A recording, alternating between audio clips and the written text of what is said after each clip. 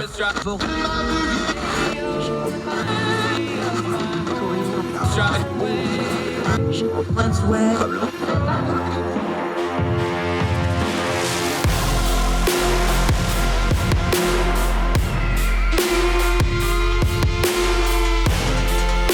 host, Andrew Donaldson. This is Heard Tell.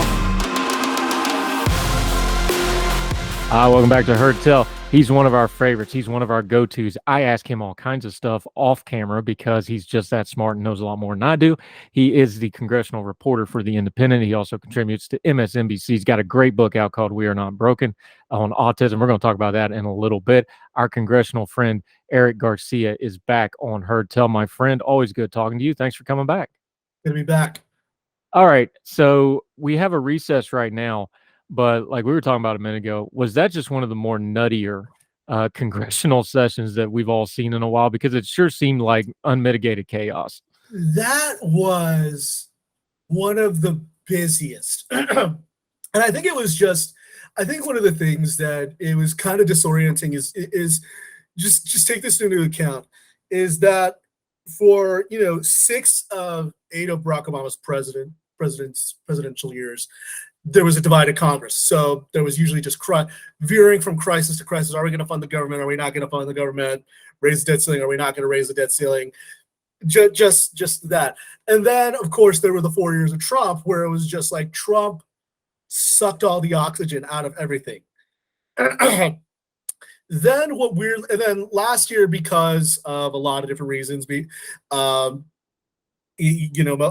was just Democrats being singular focused on passing infrastructure and BBB, they Build Back Better, not a lot of other stuff, build and service.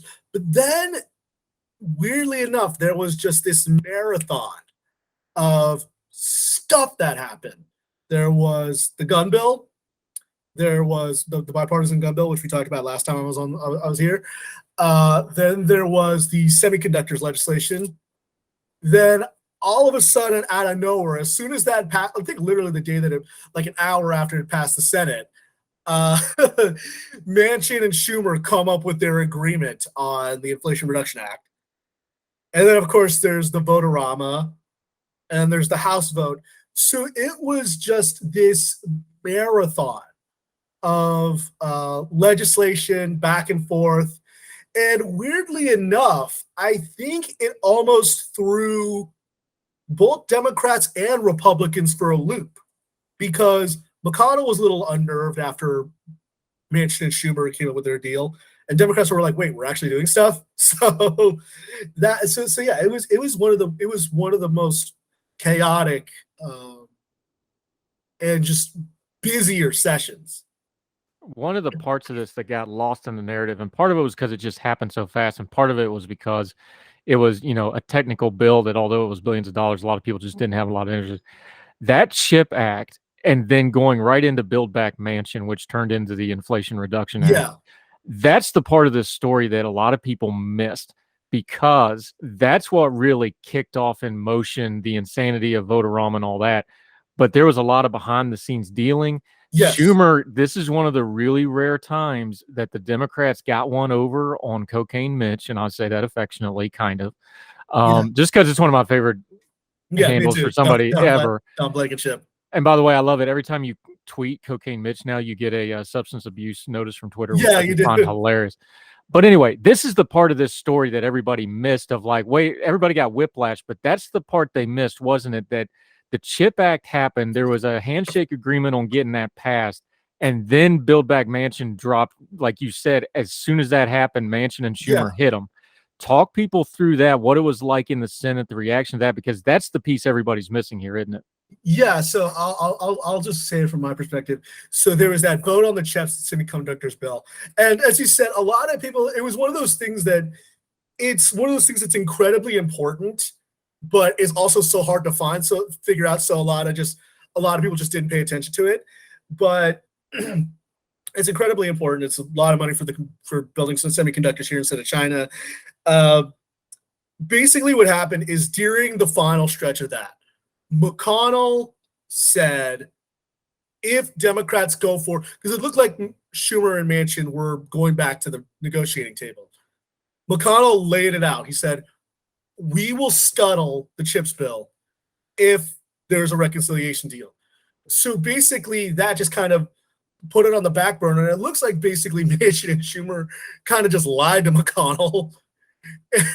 And so that happened. And literally, what was interesting is I was on the House side when that deal happened, after the CHIPS bill had happened. I was on the House side. Judges were trying to catch members.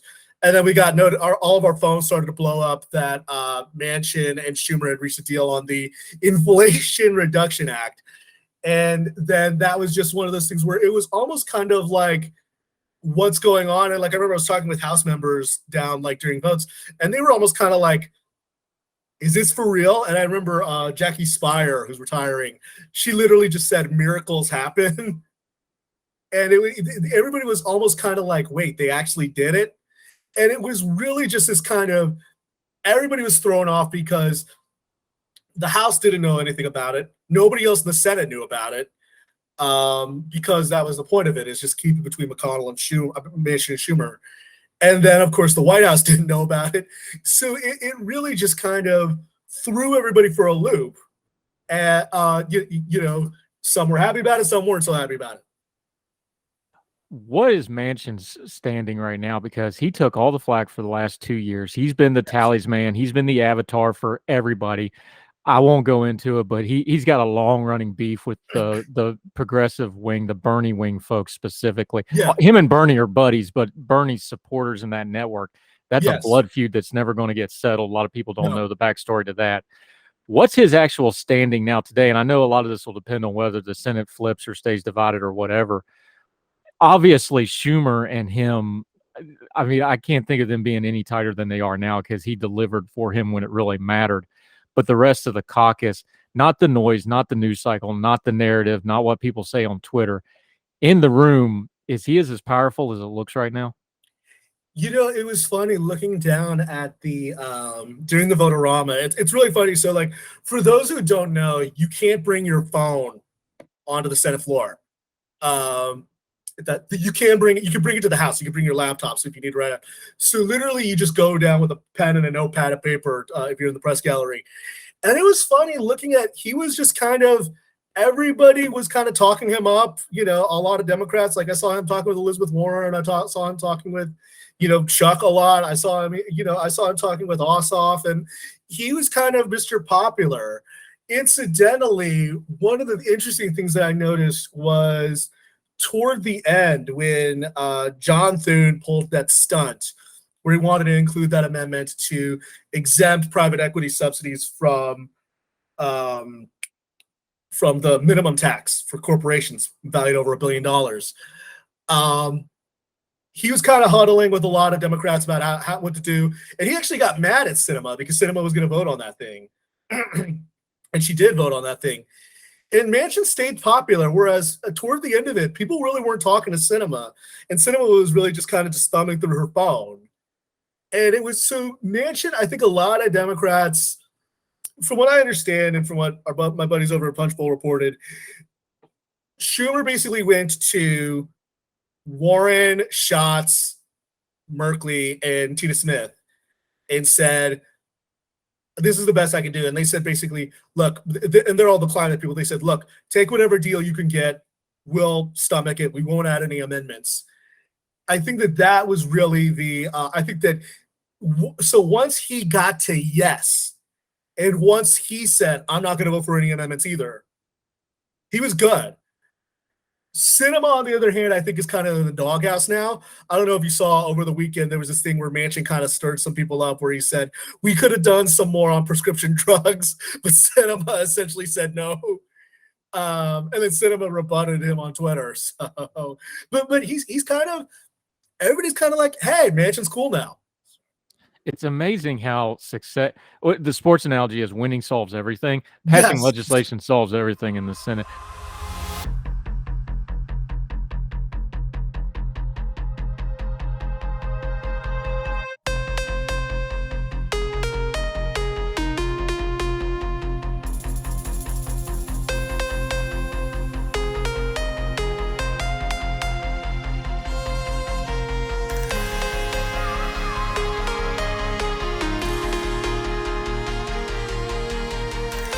Let's talk about Vote-a-rama for just a second. There's a lot of there was a lot of nonsense that went around it too, and I had fun with it too. We were talking about, Leahy's Batman sticker and all that fun stuff. The real story of it though was Bernie Sanders. Let's just call it a protest. That's what it was. Yes. He did amendment after amendment after amendment. Sherrod Brown from Ohio got caught on the hot mic going, "Come on, Bernie," which was kind of funny and actually somewhat broke the tension. I think Bernie, after that, he only did like one more and stopped. Yeah. But that was really the story of Vote-a-rama, was Bernie doing his Bernie thing where he did his little protest, but in the end voted for it. Yeah. Yeah, there is. So what happened is right before the Vote-a-rama, Bernie went on the Senate floor, and I think it was frustrating. You have to understand that, or you understand this, but a lot of our listeners don't understand this. Sanders, when he became Budget Committee chairman, this was what he wanted to do. He was hoping to pass a $6 trillion spending bill. That was never going to happen. Warner got him down to $3.5 trillion. Then, of course, Manchin got it down to 1.75 and then said no on BBB. He was really upset that a lot of stuff wasn't included. And then he went on the Senate floor and he gave basically a protest speech saying, this isn't really going to do much to solve inflation. And what happened was I tweeted that out. And McConnell rolled on a lot of Republican flacks, just started retweeting it. And the RNC started doing it. And it really got some people kind of mad. And then and so Sanders basically, because basically what happened is Democrats, when this happened, they did, and I mentioned this earlier, they did kind of a blood oath saying, okay, Schumer and Manchin got this deal. We're not going to add anything to it because we don't want to peeve off Manchin and Sinema. Sanders was really upset about that, so he tried to add amendment after amendment. And the interesting thing about it is that he and I believe Senator Raphael Warnock were the only two Democrats who proposed any amendments. And Warnock's was more just he knew that it wasn't going to happen. He just needed to do it to save himself a re-election. It was on Medicaid expansion. Sanders, his thing, the thing that led to Sherrod Brown saying, "Come on, Bernie," was he wanted to add the child tax credit, which Manchin famously doesn't like. And Sherrod Brown, who actually is the biggest champion for the child tax credit in the Senate, along with Senator Michael Bennet, he was just like, look, we can't do this now. So, because it'll make Manchin upset. So he's like, come on, Bernie. And that's basically what caused it. But that kind of broke the tension a little bit. And afterwards, Sanders kind of cooled off. And he was always going to vote for the legislation. It was never going to be an issue. The real person who it was always going to be an issue for that everybody was watching was Sinema. And Sinema is the one, she's not up for election this time. She will be next time. We're going to watch that state closely. Of course, Mark Kelly and Blake Masters is going to be the headline there. Yeah. Very close watch. It's a purple state. It's the purple states right now. She's probably number one on the list of people on the progressive left that they want a primary right now, right? Because I know they talk about Manchin nonstop, but let's be honest, nobody to the left of Manchin's gotten within 40 points of winning the last two cycles out there. Sinema, they think they can get. Are they really going to go after her as hard as they say they are on Twitter and as mad as they are now? Is that going to carry over for 2 more years? I think that there really is some. This is the thing. Here's what stood out to me is after the Vote-a-rama and everything was done, Schumer gave a press conference. I went home because I was too sleepy, but this was 16 hours for people that aren't paying attention. This was 16 hours on the floor. That means 2-3 hours ahead of that, and another hour and a half, 2 hours after that. Yeah, you're talking a full day. You're talking a full 24 hours. I think I took like a 30-minute nap at one point. But so there was a press conference afterward where Schumer kind of admitted, he's like, there were some bumps in the road with Sinema and the Thune amendment afterward. And for those who don't know, Senator John Thune is the Republican whip, wants to eventually succeed McConnell. We'll see if he actually can. And it stood out to me that Schumer would single out Sinema that way. Because, as you said, winning is a way of solving everything. But there were some people who were really upset. And I think it was because it wasn't like Sanders who was just throwing a tantrum that he didn't get what he wanted. It was like Sinema was actively siding with Republicans to do a carve-out for private equity, who it was interesting because that week before they took out the closing of the carried interest loophole. And for those who don't follow economics that much or don't follow Wall Street, you know this, so I'm just explaining to the plebes. Carried interest basically allows for hedge fund managers and venture capitalists and basically and private equity people to basically have their income taxed as capital gains, not income. Sinema stripped that out because she likes private equity. So I think it's just the fact that she was willing to stick up for private equity that really upsets a lot of people. That's what I think annoys a lot of people, that she was looking out for some of the highest, or Lloyd Blankfein literally said, hats off to the private equity lobby for being able to keep your taxes low. And of course, Lloyd Blankfein's a hypocrite as a former CEO of Goldman Sachs. But yeah, so there is some real anger and frustration. And this is, of course, on top of her already not wanting to change the filibuster, on top of her, with her little thumbs down on the minimum wage thing. It looks like that might be able to carry over. We'll see. The question is whether there is enough of momentum within Arizona Democratic groups, which have really kind of sprung up in the past 12 years since the immigration bill. But, I think a lot of it remains to be seen whether it actually happens. I'll say Gallego is, he has a strong base of support, and he has a lot of people who like him in the state. Yeah, he ain't being subtle about it anyway. The reason I bring it up is because Arizona is the opposite of West Virginia. West Virginia is a red state. Joe Manchin's probably going to be the last national Democrat for at least a couple of cycles. Arizona is different. We see what's happening right there in the general election there. We know who's running for governor. We know who's the Senate candidate this time. If you take out a moderate Dem, look, I don't have a dog in that fight other than just observing from afar, but I follow this stuff. If you get a progressive that primaries her from the left in Arizona and you run them in the general election out there, the kind of candidates the Arizona GOP are putting up, you might get a real right-wing crazy person winning a Senate seat that you could otherwise win if you're not real careful. Shouldn't they kind of step back and think about this a little bit before they just put out a code red on Sinema?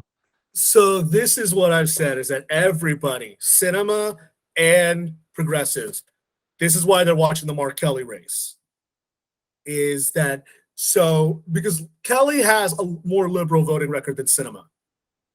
And he's much more willing to go along with Schumer than others are. And he's quieter. And he's an absolute, the part that a lot of people don't realize, he has been a money print fundraising. Yes. He's one of the highest fundraising politicians of all the races this cycle. Yes. And he does it mostly with small donors. So everybody is watching that race. So if Kelly doesn't win, then Sinema can say, see, I'm the only kind of Democrat who can pull it off. If Kelly wins, then progressives can say, well, we don't need a Bernie Sanders type Democrat, but we do need an actual Democrat who will go along with the caucus. So everybody is going to be – Masters kind of threw a wrench into it because now he's down 8 points behind Kelly. We'll see what happens. Everybody starts paying attention in September, as you know. And who knows how much money Peter Thiel's going to throw into that race. Because for those who don't know, Blake Masters is Peter Thiel's kind of protege, his Padawan. And he's going to probably throw ungodly amounts of money into Arizona. So Sinema's future really hinges on this Senate race. Yeah, that's good analysis. I don't think he's got 8 points worth of money, but we'll see what happens out there. Since you brought it up, let's just talk about it real quick, though. You talk to these people, you interview them. That's why I like to have you on. We can cut through the noise. They know how the Senate races are going more than anybody else. It sure does feel to me like, especially with the candidates that are winning, you talked about Masters. We got Oz. J.D. Vance is now in trouble in Ohio, it looks like. Raphael Warnock, you just mentioned, he was going to be a tough out anyway because people didn't get the real narrative. The Trump stuff overshone how personal and ugly that race got in that Georgia runoff, and it's too soon after that. I think he's going to win that one.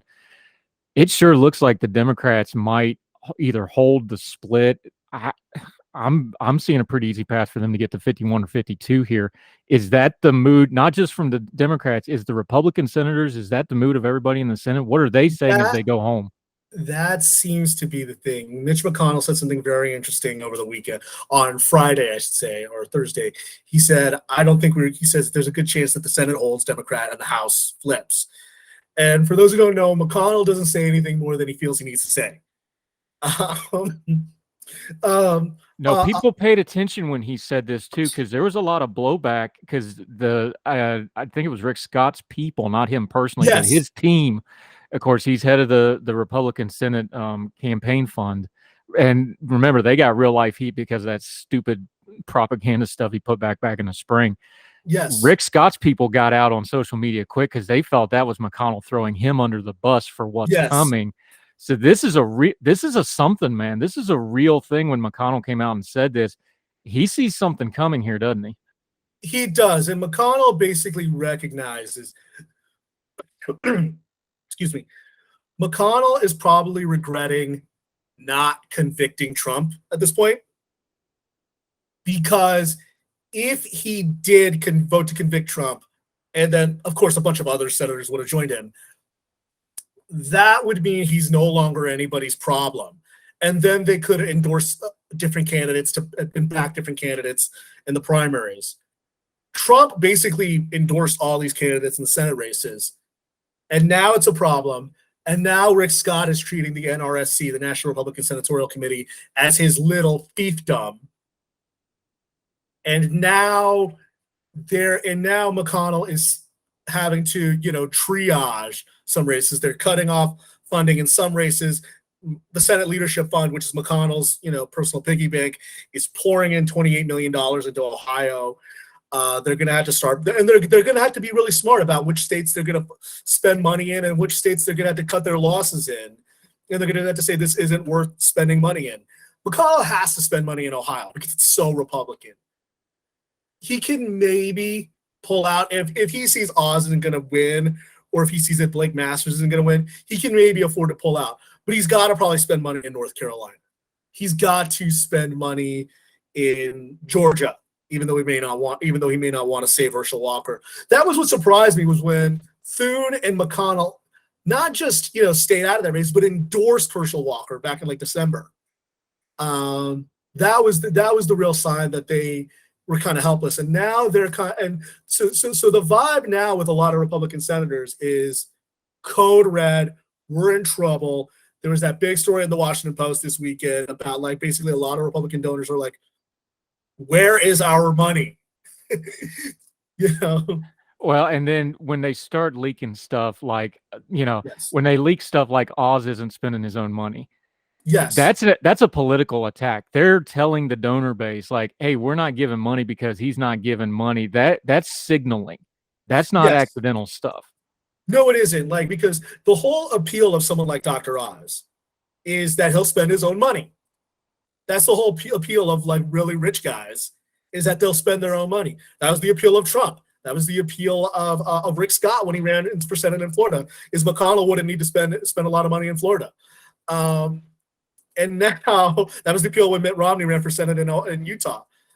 Now they're telling donors, don't spend your money because Oz isn't holding up his end of the bargain. That's a clear sign that Republicans are getting ready to abandon Pennsylvania. And they're probably going to lose the state house in Pennsylvania also, because Mastriano is just a monster. Let's take a quick break. We got long, but this is such good stuff. That's why we have him on. Eric Garcia, great reporter, great insight. He was in the room, so we're going to cut through the noise, get to what actually happened in the Senate. We're going to talk about some other stuff, including his great book here in just a minute. Eric Garcia continues with us on Heard Tell right after this.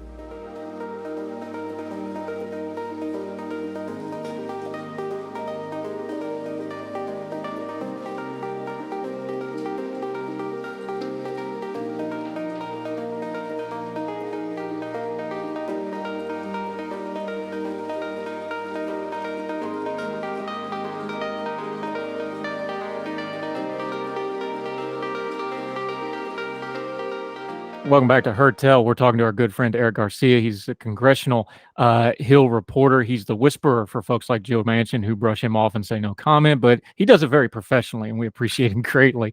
We're talking about these Senate races a little bit because, let's be honest, they're kind of the marquee thing. We know the House, even if it gets ugly, the House is still going to flip. Now, if it flips 10 seats or 30 seats, that's a big, big difference. Yes. But a lot of that will depend on these Senate races. That's what we're talking about. We were just talking about Pennsylvania.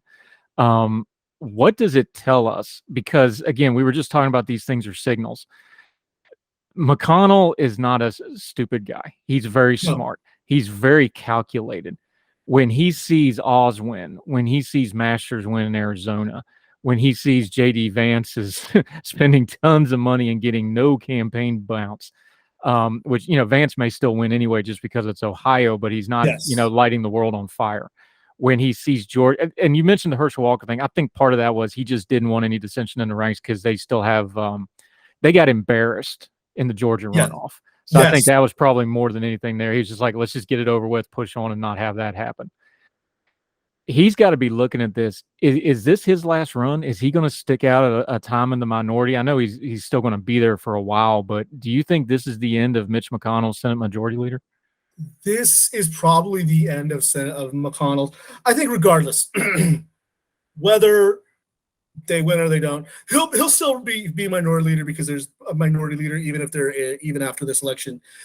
But I think the Senate Republicans at least are definitely thinking about a time after McConnell. And that's why you're starting to see as they call them, the three Johns, John Cornyn, John Thune, and John Barrasso, starting to kind of jockey for different spots. You're seeing others like Tom Tillis, who we've talked about, start to try to secure their role as deal makers. There are definitely signs that Senate Republicans. Tom Cotton is also somebody who's starting to angle for a post McConnell, and he's definitely seeing himself as a foot soldier for McConnell. And there are definitely signs that Senate Republicans see it need to prepare for a post McConnell future. And the interesting thing about it, I've said this about McConnell and Nancy Pelosi, and people think of them as polar opposites, but they're more similar than people realize. McConnell doesn't have, I guess you could say, a clear-cut protege. He has a lot of foot soldiers and he has a lot of loyal men, but he doesn't have like somebody who, this is my guy after I'm gone. Pelosi, it's the same deal. There's no designated survivor when she leaves. And I think the Senate and Republicans are seeing this could be bad, but nobody's going to vote against McConnell, or oppose him for minority leader. But what happens afterward, it's very much an après moi le déluge kind of scenario. Yeah, and he's this is one of those things. Well, he'll probably just pick his spot now when he wants to step off, which he's probably earned the right to do. We've been talking about the Senate. Let's talk about the House since you brought up Nancy Pelosi. This is clearly going to be her last run as Speaker. I know Hakeem Jeffries is kind of the de facto doing a lot of her stuff for her. He's even doing a lot of the pressers now. Yes. They're not going to win. They're going to lose the House. Yes. But if it's 10 to 15 seats as opposed to the 30 or 40 we were looking at before, that's a workable group. Who's taking the lead on that? Is Nancy going to be an engaged minority leader? Is it going to be Jeffries? Is somebody else going to rise up in leadership in the Democratic Party? Because they're going to be in a position now where anything in the House that's around 20 votes, you've got workable margins there. Yes. So, and that's something people don't realize is it's different than the Senate where one person can hold the thing up. You get within 20 votes of people, you've got blocks. Yeah. Talk about the leadership, what this is going to look like if the Republicans only have maybe a thinner majority than folks maybe thought 3 or 4 months ago. Yeah, I think that even McConnell is not. McCarthy is not. Kevin McCarthy, House Minority Leader, is not even expecting. Is expecting a much thinner margin. I think at this point, as you said, Hakeem Jeffries is definitely angling for that spot. On top of that, I think that you're going to see some people on Ways and Means. Some people like Catherine Clark might also play a role. She's the deputy speaker. Pelosi and Hoyer are probably going to fight to the death, and they're never going to, that's one's never going to retire until the next one does, because they go back to their days in Maryland from before Pelosi moved to California. So there is really going to be a so at this point, it's really a matter of, will Pelosi, she announced she's running for re-election, which surprised a lot of people, but there is very much a feeling of, will she quietly step away? Will she resign afterward? Or will she be minority leader? I don't know. There could be, I could see her stepping away after this, or I could see her saying, this is my last go around as minority leader. Then I'll retire afterward after 2024. She could go either way. And I think that there aren't as many hard feelings with Pelosi as there was in 2016 when a lot of people tried to challenge her, because there's this feeling of, you know what? She kept us together. She kept us together when Republicans tried to repeal Obamacare. She kept us together during Trump's impeachment. She kept us together during the infrastructure bill. She kept us together on a lot of stuff. People may get annoyed with her, but it's kind of like mother knows best, kind of. So, yeah.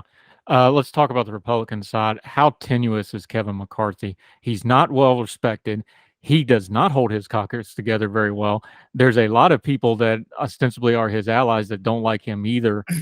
If they have a thin majority, this thing might get really, really ugly in his office in a big hurry, won't it? He could very easily go the route of John Boehner, which is to say that if he has a smaller majority than he expected, then the House Freedom Caucus types could very much be a problem for him. If, for example, he has to come up with a deal with if Speaker McCarthy has to negotiate a deal with Joe Biden to keep the government open,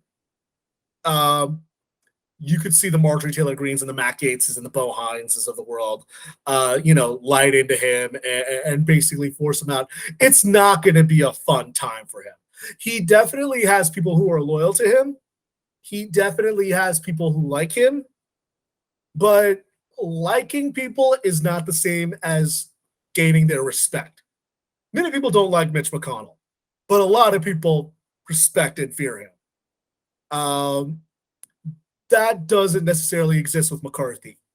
He doesn't have, I guess you could say, the bravado or the kind of command that John Boehner did over the conference. And he certainly doesn't have, I guess you could say, the intellect that Paul Ryan does.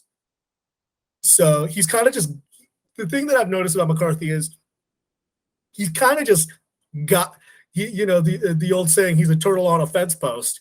You don't know how he got there, but he didn't get there on his own.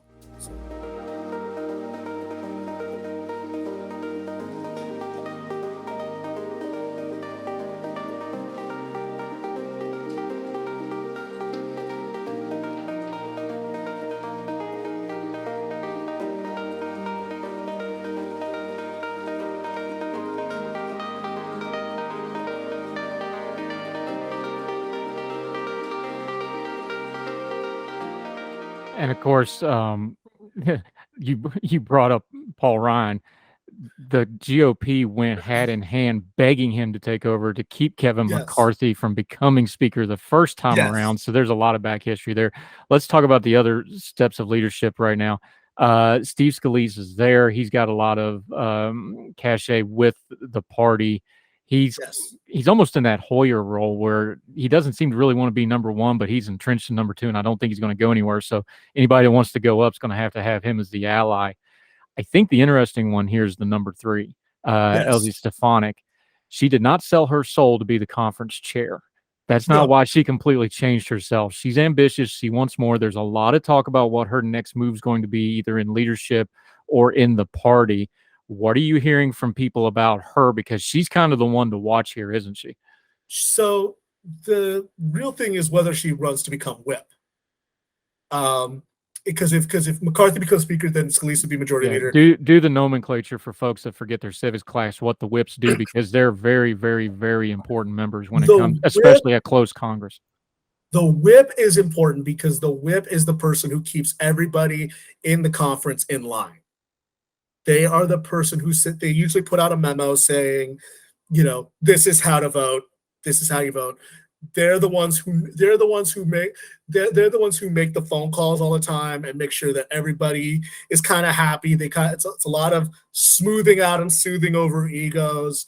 It's grunt work, but what it does is, by virtue of that, if you do it right, you gain a lot of goodwill, and you gain a lot of cachet to one day become Speaker of the House. I think 4 out of the last 5 speakers, I'm trying to think. Pelosi was a whip. McCarthy was a whip. Boehner and Ryan weren't. Denny Hastert was. Yeah. Although Yeah. he's not going to be speaker at any time, but he was for a long time. Yes. I think she thinks she's going to be that person in the future, Yes. but is she? The question is whether Emmer challenges her, because Emmer is basically saying, hold your vote right now. And Tom Emmer, so for those who don't know, Tom Emmer is the chair of the National Republicans Congressional Committee. So he's in charge of electing all these House Republicans. So he has a case to make that, hey, I got all these Republicans elected. I should deserve something. And I should say there's a long-standing beef between Stefanik and Emmer because Stefanik wanted more women candidates nominated to be nominated. She wanted the committee to back them. And Emmer said, we're not in the business of doing that. Then what happened was a lot of women did win House races in 2020. And Emmer was like, hey, this kind of works. Let's do this. So there's a long-standing feud between those two, and that's going to be the one to watch. The other part of this, of course, is the second we're done with this midterm, the 2024 presidential race really starts kicking up. I think the problem that the Republican Party is going to have with a thin majority, let's just say it's a thin majority, even if look, 20 seats is a thin majority. Let's just be grown-up adults here. Let's say they get 20 seats just to kind of take the medium number, right? If they get 30, then this will change a little bit. They're going to have to try to legislate in the midst of a really tough presidential campaign. We already know that Trump is going to run in some form or fashion. Yes. This is where I question McCarthy not having his Congress, and even Stefanik, if she becomes the whip or has what are you going to do with the Marjorie Taylor Greens of the worlds and the Matt Gaetz of the worlds that are so entrenched into Trump? They're going to be all Trump all the time as part of your caucus. And when you got a thin majority, man, I'm just talking mechanically and politically. I don't know how they function in that environment for the next 18 months after this midterm. When mom says no, dad, call dad and ask for his permission. That's what this is going to, I mean, literally, that's what it's going to be. I don't see how McCarthy has any authority, any leverage. He's going to get kicked in the head every time he goes against Trump. If he goes along with Trump, he's going to be called a simp for Trump, which he is fairly. Yes.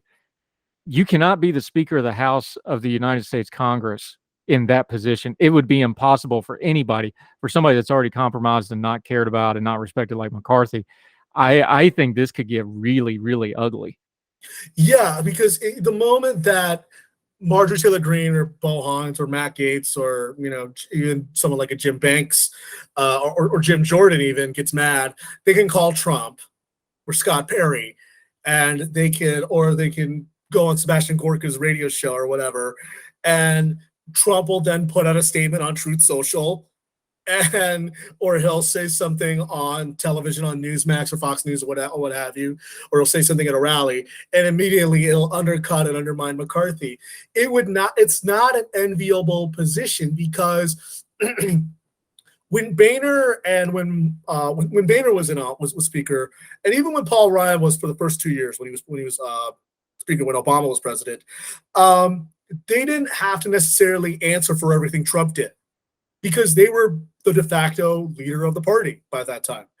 Now with Trump campaigning, they're going to have to, Trump can always say, don't do this, even if it means, hey, we need to do a CR to, prevent the government from shutting down, or we might need to raise the debt ceiling, or we might need to pass an omnibus bill. They're going to have to contend with the fact that Big Daddy is not going to, is going to let the kids run roughshod. So, but they may not be able to put it together. Is my point. Speak on this because you're on the floor. You talk to these people. There's a process and a mechanism to how Congress works beyond the politics of just, hey, we got to get the votes done. This has to get done. This has to get done.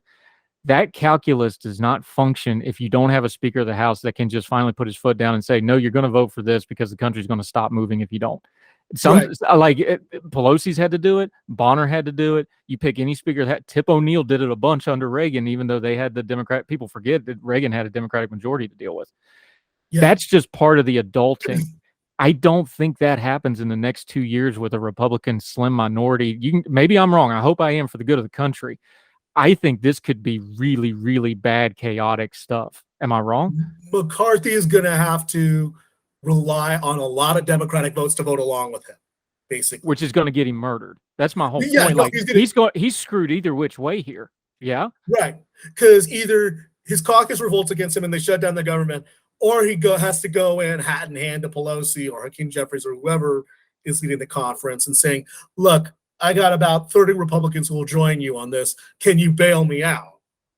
And then, of course, Pelosi or whoever's leading the conference, the Democrats at the time, can extract a lot out of him. It's not going to be pretty for him, and he's going to be, he's going to be, a stool pigeon the moment he takes that oath.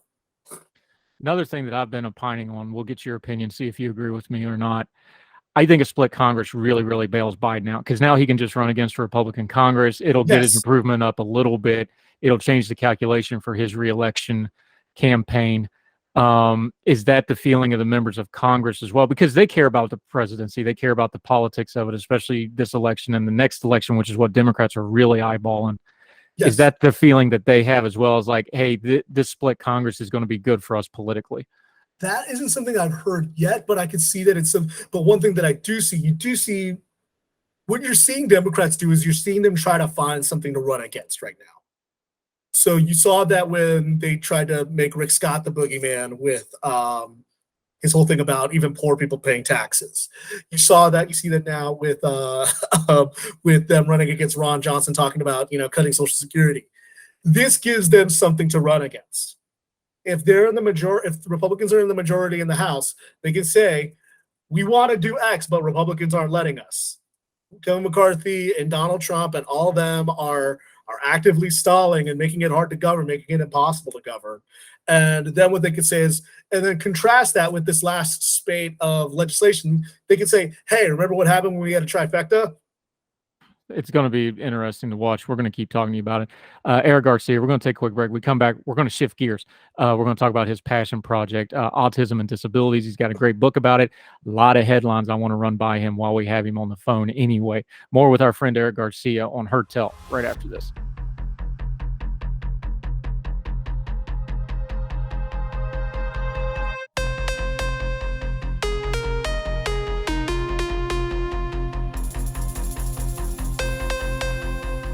Welcome back to Heard Tell. Our buddy Eric Garcia wrote a book on autism so good it is Mrs. Donaldson approved. That'd be my mother, longtime special education teacher. I actually want to start right there and talking a little bit about autism, though, because there's part of this conversation I think the general public misses out on. And I know it because my mom was a special education teacher. You have a whole chapter in your book kind of dealing with how we developed to where we are now with things like special education. People don't realize how new, like this is within my mother's lifetime, late 60s. They've got the first run of federally trained student teachers.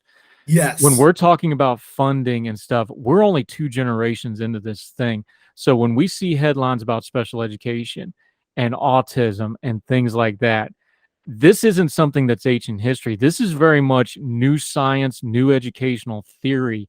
And I think people are kind of taking for granted that, oh, well, this has just always been this way, and it hasn't. And I think when we discuss, and I'm going to ask you in a minute about the pop culture stuff and the TV shows and the depictions, I think that's part of this that gets missed is the respect for these folks is really, really new, and therefore it's still kind of fragile. Is that a fair way to put it? Fragile is probably the best word I can use to describe it. So you talked about your mom being a special education teacher. The Education for Handicapped Children Act passed in, I think, 1974, 75. President Gerald Ford signed it. And Ford actually signed it, but he had some objections because he said the federal government's never going to live up to its full obligations. And he was kind of right when he said that.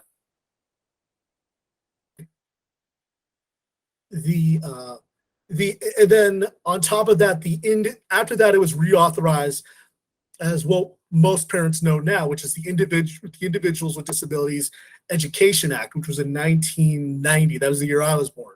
That was in October of 1990. So this is only 31 years, going on 32 years. This is, there are adults in the workforce who are younger than this. That means that a lot of this is still very fragile. A lot of this, still a lot of people are catching up to it. A lot of this, there still isn't that much cultural cachet or cultural knowledge about it. And on top of that, what you have to remember is, so as I say all the time, there was in 1990, that was just the when autism was included in as a disability education in that and the IDEA authorization. It was, and then there was a Developmental Disabilities Act. I forget exactly what it was called in 1977 or 1976 that Ruth Chris Sullivan, a great West Virginian, was involved in lobbying for, and that included autism as a disability with covered services. So this, as you said, when we talk about fragile, the reason it's so fragile is because it's so new. Autism didn't get a separate diagnosis separate from schizophrenia until 1980. It was interesting when I was going back and I was reading a lot of magazine articles about autism when I was writing the book. It was funny to see how interchangeably the words autism and childhood schizophrenia were used. That was just what it was seen as. So to your point about fragile, this is still relatively new, all things considered. You were tweeting about it, and the reason I bring this up is because people are getting more open about talking about it for good, bad, and indifferent, but we'll talk about that in just a second. We're starting to get politicians being open about this. We're getting sports figures that are open about this. We're getting stars to be more open about this. We just talked mental health with our friend, Dr. Katie Gordon, and she talked about this as like, yeah, people kind of blow it off, but this is important stuff when people just start openly talking about it. Now that we're getting them into the political realm, and we can talk about New York 10 and things like this, how do we need to approach it as a society and as people that comment on it? Because one of the things we bash about is the portrayals in media and in movies. Politicians are portraying it too, and I don't mean that in a performative manner. I just mean they're avatars and standard bearers for this stuff. Yes. How should we be approaching and covering them? Should we treat it any different? Should we treat it different? Because as you're a journalist, first and foremost, there's not a style book guide to this stuff. We're writing it as we go. So how do we deal with it? You're right. There are some style book guides, so like the ASU's National Center on Disability Journalism has a pretty good style book. But even then, there's still some things like, how do we? The perfect example that I often use is, do you use person with autism or autistic person? Person first versus identity first language. And the answer is, you ask. You ask people what they say, what they prefer. That's very important. But I think also it's one of those things where, the AP style book had a real row because there was a big question of how do they said use person first language. Well, that works for people with Down syndrome and that works for people with cerebral palsy and people with intellectual disabilities.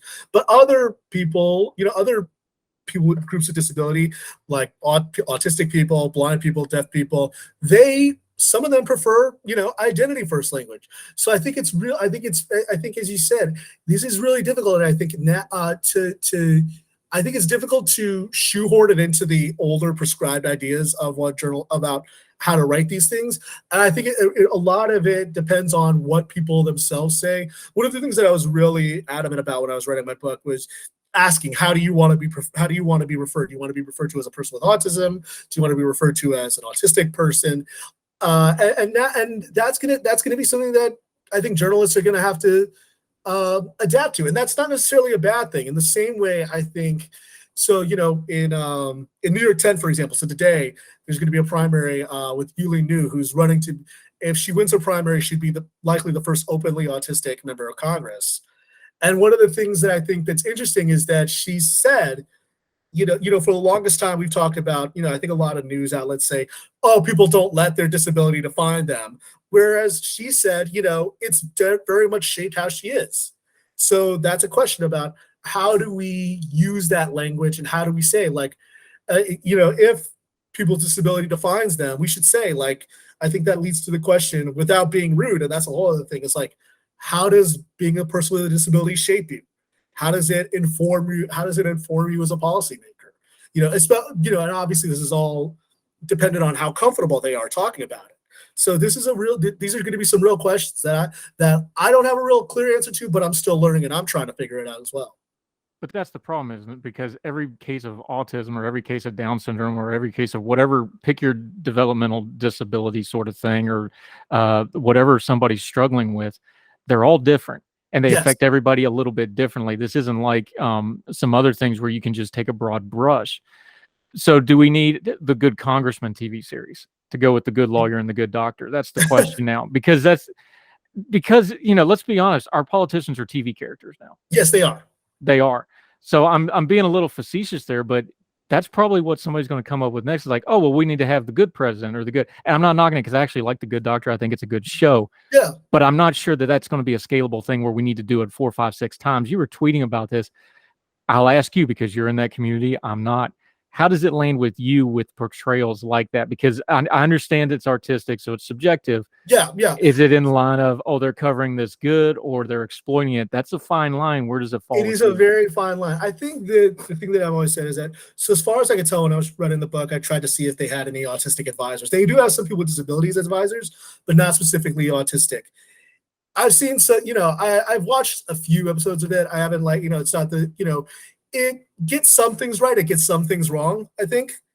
But I think more than anything, what I would like to see is more than just doing spin-offs of these shows. I think what I'd like to see is more stuff, more material created by autistic creators or autistic screenwriters. I do know of some people in Los Angeles who do work in the industry, and they really try hard to get their material in front of an executive or in front of Netflix or HBO Max or whatever, and then forget the fact that a lot of these streaming services are cutting right now. That's a whole other issue. But I think that one of the things that's difficult is creating an incentive for the entertainment industry to pick these things up and pick them up when they're created by people with disabilities. Or when they're even in front of the camera. I think, we saw this a little bit with Coda when it won the Academy Award for Best Picture.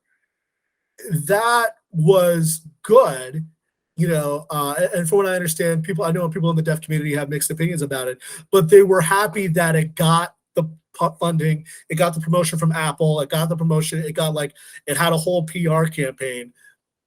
What it's going to need, what this will need, what I think, it's not just about picking up these shows. It's about, will networks or will, production companies, will they put the full force of their, PR and promotion machine into promoting this and saying that this is content worth watching?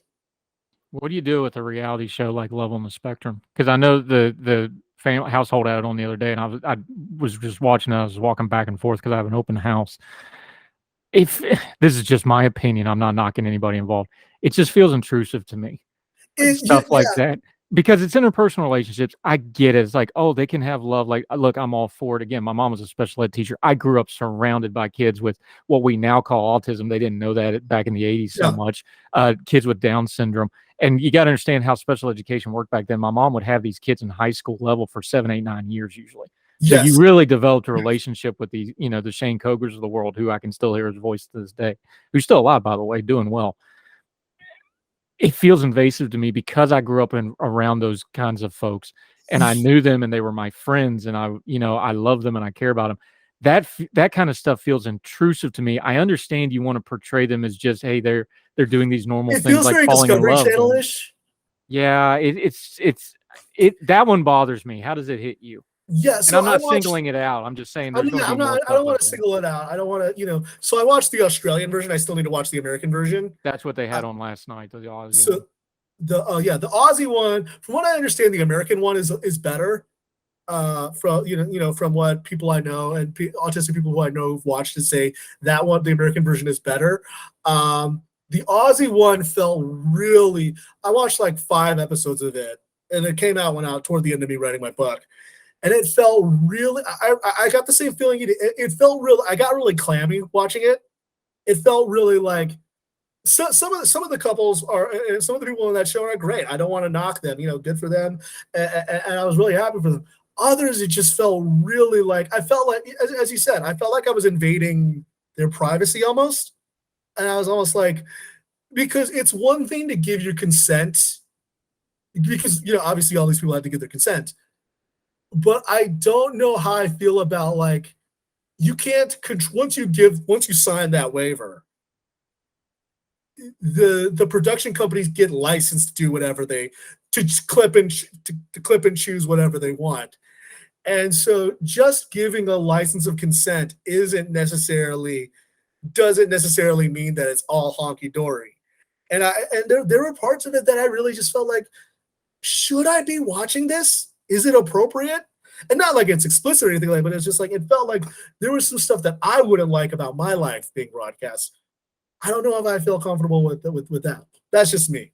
That's my argument against reality TV in general, by the way. So it's not me being inconsistent just because it's folks on the autism spectrum. It's like, look, my rule on Twitter about reality TV. Those folks signed a contract, so they signed up for it. But that's part of what bothers me here. Is when you start getting into these communities, and I don't want to denigrate anybody, I really don't. So no, I get what you're saying. Like, I'm not sure we should really be pushing that kind of contracts on folks in that community in the first place, just as a general rule, but that's just me. So I'll say this. When I was writing my book, I went to Marshall University in West Virginia, and there were college students. And one of the things that I did is I said, I'm going to have you sign a waiver, say you're okay with this. But the thing that I felt was that I felt that what I did is I was very upfront with them. I said, I'm autistic. And I want to make sure that I get this right. So if I have any questions, I'll reach out to you, because I didn't want to do that. And there was another time, there was another person who I interviewed, not at Marshall, but somewhere else. Really important story that I really wanted to include in the book. But there was just something about the stuff that he told me about his personal life. And I just felt really, really like I made this phone call literally like days before I turned in the manuscript. And I said, I want to make sure you're okay with this because you have to live with this. I don't. And then he said, no, can you please take it out? And it sucked because I thought that his stuff was really important. But at the end of the day, he has to live with it. I don't. And I think that the difference is who's behind the camera. If you have people who've been through similar experiences, or if you have autistic people who are advising or producing or things like that, that might lead to more sensitivity and recognition about like what's appropriate and what's not appropriate to show. And I think that is where I feel kind of uncomfortable, is that because if you don't have that cultural knowledge, then you might not know what's appropriate to include and what's not appropriate to. That's just me. It's one guy's opinion.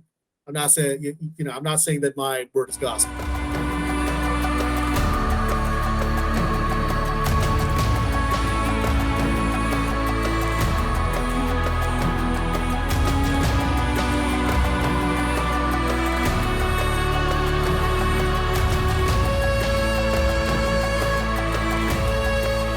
No, I think it's a tough subject. One more thing on this autism stuff, because I thought we were done with this, but apparently not.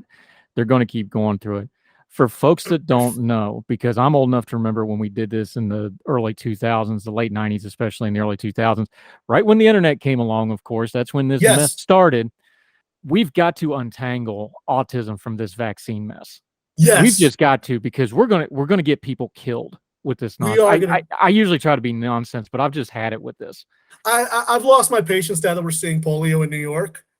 One of the greatest achievements in human history, literally one of the greatest achievements in human history, was defeating polio, coming up with the and it was a mess. They accidentally put the live virus in. Eisenhower had to go on TV, one of the first TV addresses, and be like, no, the vaccine's safe. People don't understand what an achievement it was. We defeated polio. It was gone. And now it's back out of our own ignorance, and we're using autism as an excuse to do it. I have no patience for this. You speak on it.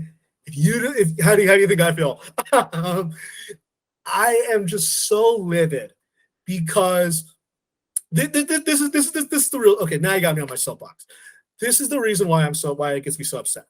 Is because it treats autism as a problem, and it treats autistic people as a problem to be fixed.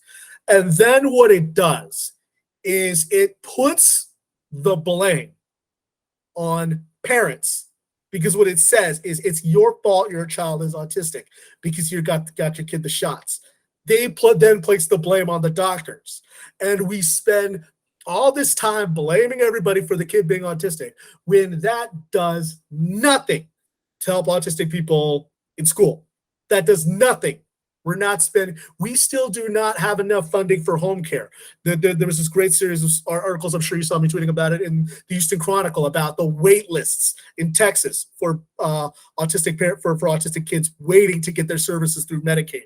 It does nothing to ameliorate the fact that people on SSI have to live in poverty.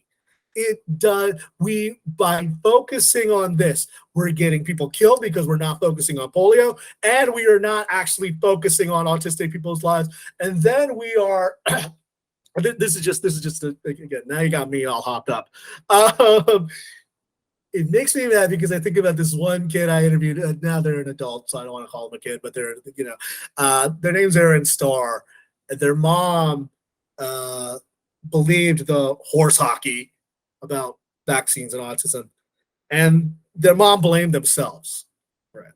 And instead of spending time focusing on how to help their kid live a fulfilling life, helping them make sure that they graduate from college and live a good life, all that, they spent all this time blaming themselves. It is just the most infuriating thing, and it makes lasers shoot out of my eyes. So anyway, rant over. No, but that's why I think people need to hear the rant, because what happens is parents are susceptible. Parenting advice is a multi-billion-dollar industry in America. It is. You've worked in media for a while now. They openly talk like, what are we going to do with the mom demographic? That's a thing in media. It's absolutely a thing. And to use it exploitively towards a group of people who have something that they didn't ask for, it's something that nature put in them. Yes. And to treat it like it's this disease to cure instead of something that we should be helping these people live with and become their best. I started thinking about you hit on one of my pet peeves right there. You talked about, the SSI payments. On one hand, we take away things like the sheltered workshop and giving them job skills. And on the other hand, we tell them like, oh, you can't work because you won't have your benefits anymore if you make money. This kind of double speak stuff, it all starts going together. It's like, oh, well, this vaccine causes autism. Well, autism is this, that, and the other. Oh, you can't work. We'll put you on government benefits, but we're not going to give you enough benefit. There's a lot of just double speak when it comes to autism and disabilities in general in America. Yes.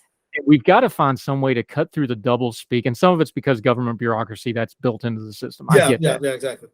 But at some point, and that's why I loved your book so much, you just go talk to the people. You skip all the double speak. Yeah. And that's really the core of and I will pitch your book because it's that good, not just because you're a friend. That's the double speak that really hurts people that are trying to live with disabilities. Instead of giving them a hand up, you're giving them a hand up while you're holding them on the top of the head at the same time. And that's just infuriating. That is, it is.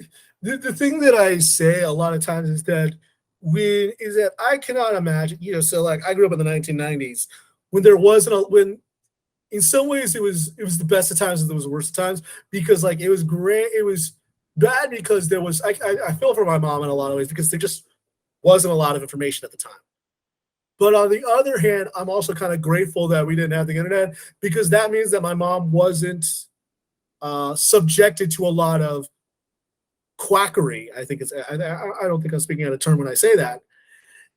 And as a result, I think I don't envy any parent as soon as they get the autism diagnosis for their kid. I don't, because immediately they are subjected to a deluge of misinformation and the right information wrong. And it's hard. I don't blame them for like not knowing what the right stuff to do is. I mean, I think I don't know if you saw that Stat News piece about like how a lot of private equity companies are getting involved in ABA. And like, that's another thing, because now you have people are making money off something, and there's an incentive to pressure parents into doing that. So there is so much misinformation, and it is endlessly frustrating because it doesn't actually address what they need. Just last month I was at a conference with a bunch of non-speaking autistic people, and their stories were all the same, which was for the longest time they went through a bunch of different treatments, a lot of different, quote unquote cures, or a lot of different therapies, and it wasn't until they got to speech communication or keypads or what have you that they decide that their lives overnight got better. And but it shouldn't take going through all those hoops to finally have the Paul going through the desert in Damascus moment, you know?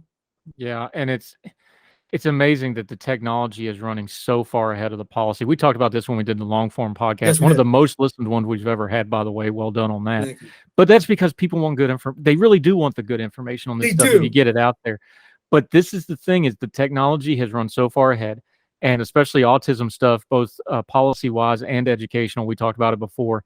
It really was organic and parent driven because they just didn't have anywhere else to go. Yes.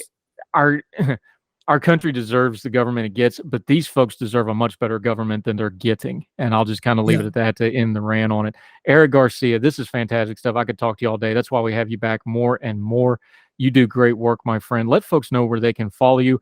Pitch the book. We're going to link to it. I'm going to send some stuff out on the book. Oh, We Are Not Broken. He's going to hold it up because he knows how to do a segment because he's a media professional. Look at that. Yeah. There you go. If you're watching on the YouTube. Go ahead, sir. We're Not Broken, Change the Autism Conversation. It is now officially out on paperback. It has a new afterword about vaccines, stuff we were talking about the panic about it, how the autism vaccine panic gave rise to the coronavirus vaccine panic, and so much more. It is now available wherever you can get fine books. And I always love coming back here because you actually know what you're talking about. You actually take the time to do the work. So I always love coming on here. I appreciate that. You steer me some other folks too, which I really appreciate. Love talking to you, my friend. The book is important. Maybe the sequel on vaccines might want to kick that idea around. That'll sell to somebody. My friend, I appreciate you as a friend. I really appreciate the work you do. We'll do this again real soon, my friend. Eric Garcia, you're great, my friend. Thank you, my friend. Thank you, sir. All the music on Heard Tell is provided under a Creative Content license from monstercat.com.